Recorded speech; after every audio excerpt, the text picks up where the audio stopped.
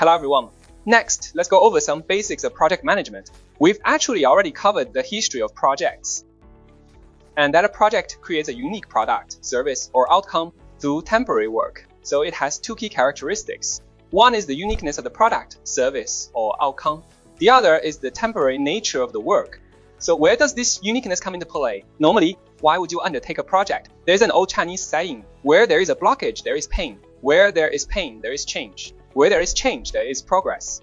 So this pain is essentially a need. Once we have this pain, this need, that's when we want to change.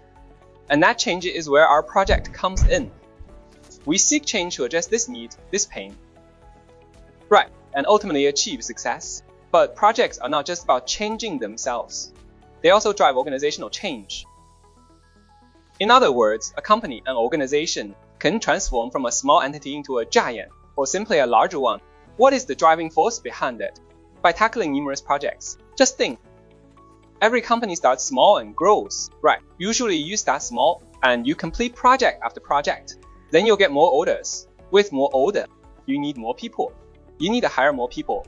Once you have completed this, you'll get more orders. So you expand step by step. So organizational change is driven by projects. We use a series of projects to drive change. Each project has its own unique and temporary nature. This might sound a bit complex.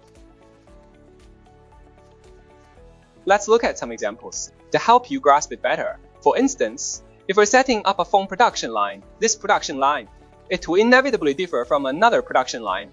They are bound to be different. This is what makes this line unique. However, the phones produced on this line are essentially identical. So each individual phone is fundamentally the same. We're producing many identical phones. This process of mass producing phones is what our operations are for. Whereas setting up this unique line is the project's responsibility. Projects typically have a start and an end date. For instance, if we were to set up a production line, it might take a few months. The time from start to completion, that's what we mean by temporary. Operations, on the other hand, we hope will be long-lasting and keep running smoothly. So a production line might last for 5, 8, or 10 years, or even longer. Of course, you might wonder if it can run indefinitely. Ideally it would, but sometimes, due to the changes over time, the demand for this type of product will keep growing. You see, some older phone models might have already been discontinued. This requires setting up new production lines. But we should at least be aware that building a production line is a unique process, and it typically has a start and an end date. But once it's built and running during its operation, it produces a large number of phones. That's a repetitive process. This is about a phone production line. Now, let's take another look. If you were to build a hotel, build a fantastic hotel, building a hotel could take several years. Constructing the building and then designing the interior, that would take some time.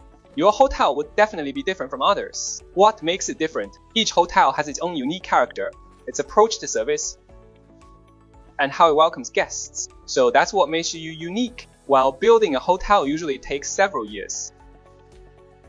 But once your hotel is built and you put it into operation, you might be in service for a very long time, possibly for decades. Every day I'm providing this service, which is essentially repetitive. It's all about checking guests in, arranging rooms, and then checking them out. It's the same routine. Right? So operation involves a lot of repetitive work. It might go on like this for years. For instance, if we're going to develop a mobile app, when you develop such an app, this app and another app, they're bound to have differences. They'll have different functionalities. You'll face new challenges. Anyone who's done software development can relate. Right? Every project brings its own unique challenges. As you're developing this app, you might need to spend some time, say around 6 months. But once it's done, you launch it and let others use it. Let's say you've made a gaming app.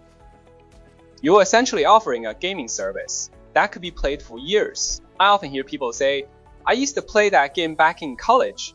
Now more than a decade later, or even longer. You see, well, an app, once it's up and running, could operate for a very long time. So you'll see, first of all, temporariness doesn't necessarily mean it means there's a start time and end time. And we also need to understand that temporariness doesn't necessarily imply a short duration. Take some projects, for example. As we mentioned earlier, like the Three Gorges project can last for decades. Take the Apollo program's music project, for instance, which lasted over a decade. Or the Shenzhou 10 mission. These can take a long time to complete. Building a pyramid could take decades. Or the Great Wall, for that matter. So some projects do take a long time, but they still have a start date and an end date.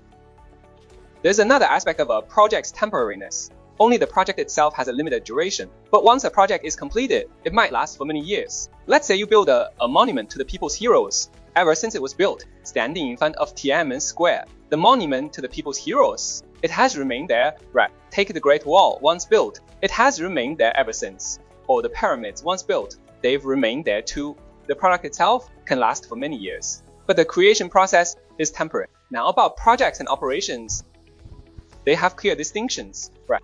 A project involves creating a unique product, service, or outcome through temporary work. It's unique and temporary. Operations, on the other hand, focus on ongoing processes. And we keep it running, keep it in operation, and keep providing service. Of course, they have some handoff points. For example, after you've made a product, it enters the operation phase. This is a handoff point. During the operation process, you'll find some things aren't good enough.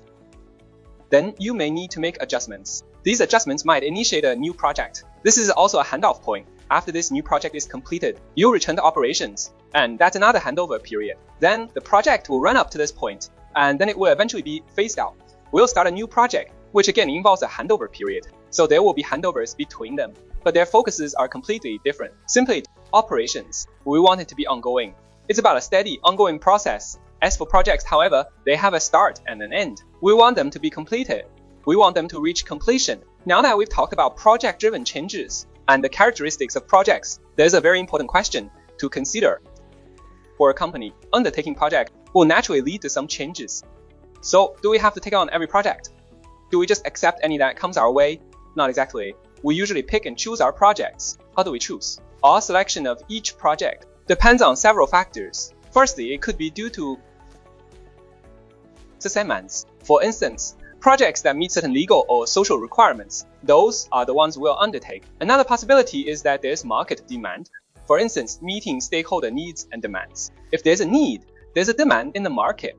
That might lead us to take on such projects. Third, we might be executing a corporate strategy. This also comes from the corporate strategy level. We might decide to enter a new field. We have specific goals to achieve, so we'll undertake this kind of project. This could mean implementing tech strategies, adjusting our business operations, and then modifying our technical strategies. It all comes down to company strategy. That's why we undertake certain projects to create a new product.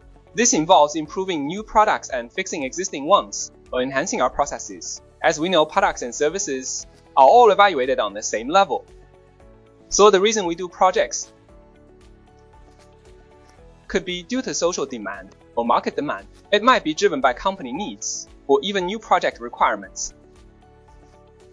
That's why we undertake certain projects. Makes sense, right? This is about the context of project initiation. Once a project is initiated, we need to put it into action. We need to execute it. Because projects can generate business value. Projects are capable of creating business value. They generate substantial business value. That's why companies go through changes, leading to organizational changes. That's what drives change. How does a project create business value? Simply put, it falls into two categories. One is tangible value. The other is intangible value. Here are two terms for it. Is tangible assets. The other is intangible assets. For instance, monetary assets. Shareholders' equity. These are tangible assets. Then fixed assets and tools. Plus, you've captured more of the market. These are all your strengths. And there's also contributing to the public good, meaning making tangible contributions to the community. All of these are strengths. Now, for the intangible assets, like business operations, goodwill, brand recognition, public interests, trademark, and reputation, and alignment with the company's strategy, these characteristics, the intangible ones. So we have tangible and intangible assets. When we undertake a project, whether to proceed with it, if it's worthwhile, comes down to the business value it can generate. Some of you might have worked on projects that ended up losing money, so why do them?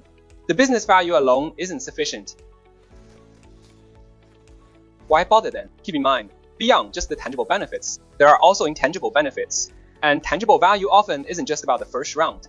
You might operate the first round at a loss with an eye toward future rounds, right?